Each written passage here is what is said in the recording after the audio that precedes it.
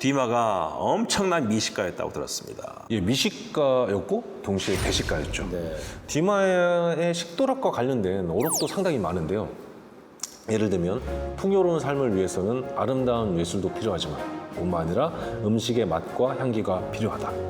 라던가 또 다른 어록으로는 하루 중 가장 중요한 순간은 만찬할 때이다. 라는 말도 남겼습니다. 근데 먹는 것뿐만 아니라요, 직접 요리를 하는 것도 좀 즐겼던 것 같은데요. 디마가 몽테크리스토 백작이 공전의 히트를 기록한 후에요, 파리 인근에 저택을 한 채 짓습니다. 그리고 이 저택의 이름을 몽테크리스토 성이라고 부르죠. 이 몽테크리스토 성에 거주할 당시에 수많은 작가들이나 예술가들을 직접 집으로 초청해서 연회를 주최하고 또 만찬을 대접하기도 했는데, 만찬을 직접 요리하는 경우도 많았습니다. 예, 만찬이 보통 코스 요리로 이렇게 제공이 되었고 또 수백 명이 모이는 대규모의 파티도 자주 열었던 것 같은데요. 물론 당연히 요리사가 따로 있었겠죠. 그런데 다른 요리들은 몰라도 샐러드만큼은 디마가 직접 만들어서 제공을 했다고 알려져 있습니다. 디마의 이름을 딴 요리들도 되게 많다면서요? 예, 오늘날 프랑스 요리 사전을 보시게 되면 예를 들면 바닷가지 요리 중에 디마풍의 오마르라던가 다른 그의 이름을 딴 요리명이 종종 발견이 됩니다. 예, 그리고 디마의 이름이 아니고 디마의 작품 이름을 딴 몽테크리스토 케이크라 시가 브랜드도 있습니다. 정말 대단한 사람입니다. 음식을 좋아하다 보니까 작품 이름이 바로 요리 이름이 되기도 하고요. 디마의 이런 식탐이 노년까지 계속 이어졌다면서요? 예, 60세가 넘는 나이에도 풀코스 요리를 즐길 정도로 대식가였던 것 같은데요. 디마의 아들이 했던 증언이 있습니다. 물론 농담으로 한 얘기겠지만 우리 아버지가 너무 많이 드셔가지고 소화불량 때문에 밤에 잠을 잘 못 주무시니까 밤에 그렇게 지피를 하시는 것이다. 이런 어록을 남기기도 했죠. 아들이 더 재밌네. 참. 자, 야식을 즐겼기 때문에 그런 명작들이 밤에 다 써졌다. 이런 얘기죠. 네. 아까 그 말씀 하셨어요. 요리책도 만드셨다면서요? 예, 말년에 이제 요리 사전을 쓰는데 이게 디마의 마지막 저서입니다. 예, 이 작품은 한국어로 번역도 되어 있는데요. 분량이 약 1000개가 넘는 레시피가 수록된 방대한 분량의 책입니다. 디마가 이 책의 원고를 출판사에 건넸던 것이 1870년 3월인데 안타깝게도 그해 12월 5일에 디마는 세상을 떠나게 되죠. 이 책을 이 출판되는 것을 보지 못하고 세상을 떠났던 것이죠. 실제로 책이 출간된 것은 1873년의 일이었습니다. 대중소설가의 마지막 유작이 요리책이었다. 그것도 참 재밌습니다. 자, 그리고 이제 오프닝에서 언급했던 나폴리 피자 얘기를 좀 해보겠습니다.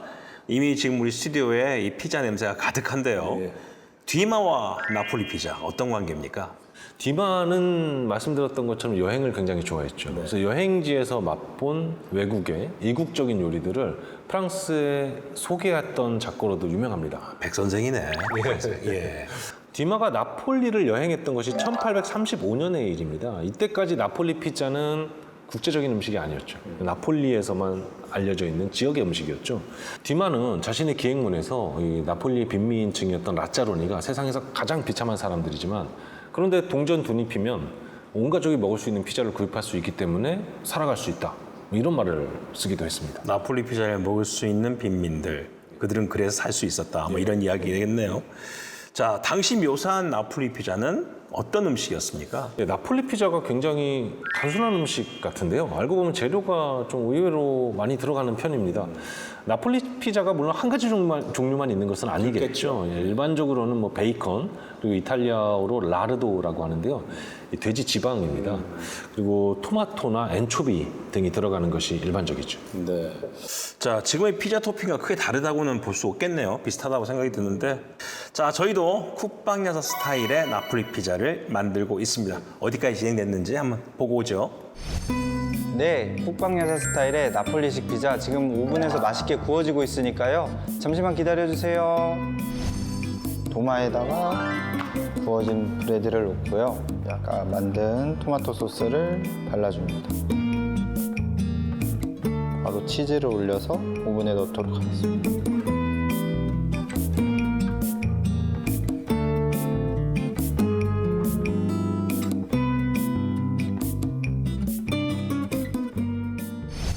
디마가 또 그렇게 사치스러웠다면서요? 예, 한때 특히 파리 사교계를 드나들면서 굉장히 방탕한 생활을 했던 것으로 또 널리 알려져 있습니다. 돈도 많이 벌었는데 또 방탕했군요.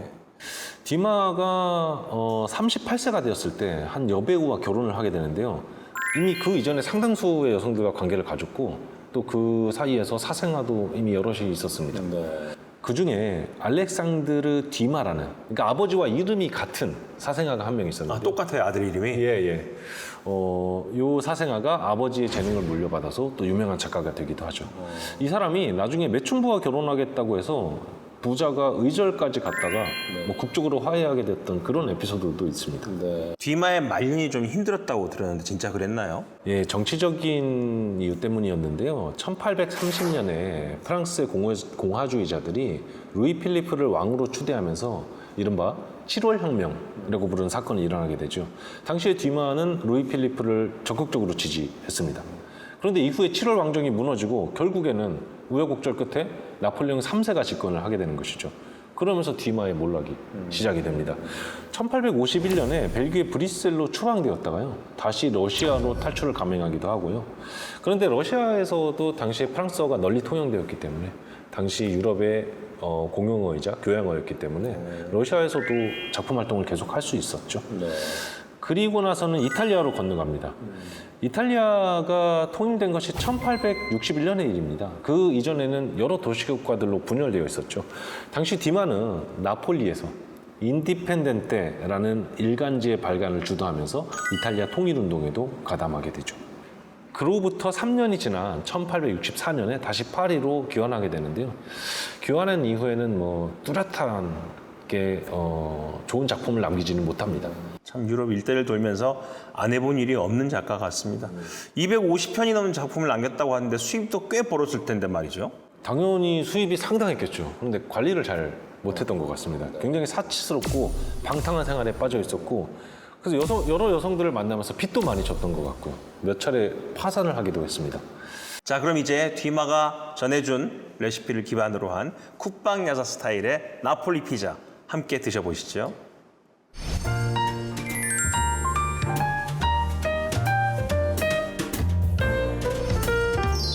네, 뒤마가 좋아했다는 나폴리 피자를 국방 야사 스타일로 재현해봤습니다.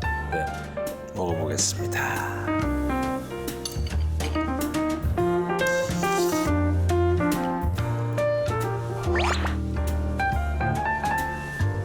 토핑은 되게 단순하게 보이는데 맛은 되게 풍부하네요. 향도 깊고. 이 바질 향이 치즈의 느끼한 맛하고 잘 어울리는 것 같고요. 사실 피자와 같은 형태의 음식은 뭐 고대부터 사실 있었고요.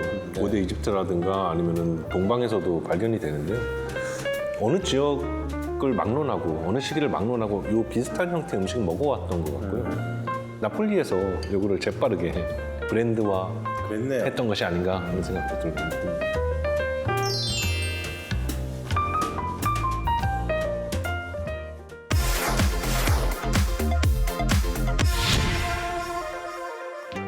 재미만 있어도 고전이 될 수 있다는 걸 검증한 작가죠.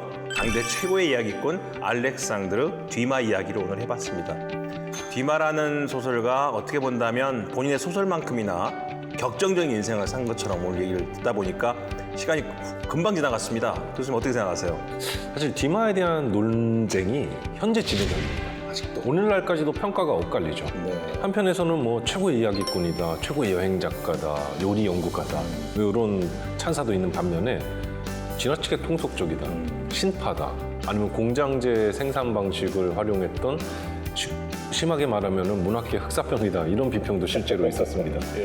그런데 저는 뭐 무겁고 굉장히 진지한 사회 문제를 다루는 문학도 필요하지만 또 많은 민중들, 많은 대중들에게 즐거움을 줄 수 있는 작품도 디마의 작품처럼 그런 작품들도 충분히 가치 있는 것이 아닌가 하는 생각을 해보게 됩니다. 네, 지금까지 함께 해주신 임동영 교수님과 이재범 셰프님께 감사드리면서 여기서 인사드리도록 하겠습니다. 역사와 쿡방의 맛있는 만남, 쿡방 야사였습니다.